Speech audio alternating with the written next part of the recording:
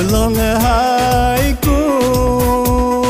ngolo nyisi anyo nyengki sobam laju nyerbam laju nyerbam sobam laju kamu le nyokum etingam paglin taju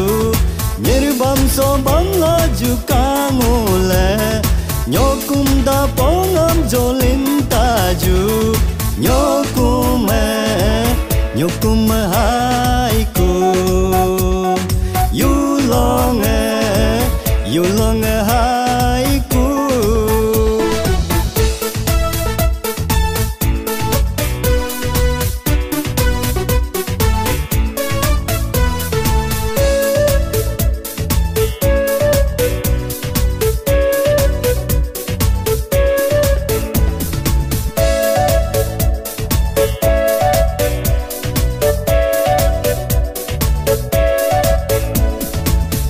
maneno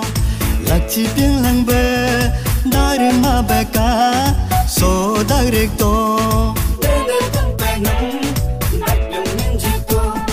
yulo abuno leci piang lang be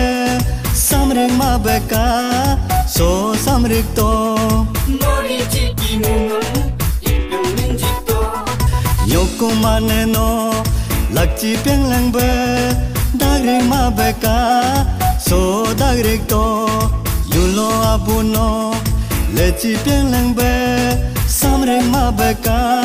so samrik to ngolo nyisi anyo nyengki sobam laju nyerbam sobam laju kamu le nyokum etingam paglin taju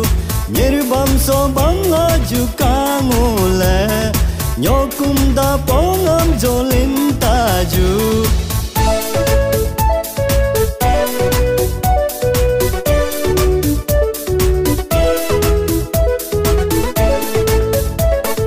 hai pung chama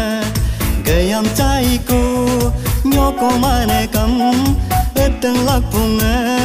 banong te kula jeje chaiku dasayar chama gayam chaiku yulo abu kam te legere gayar te kula re chaiku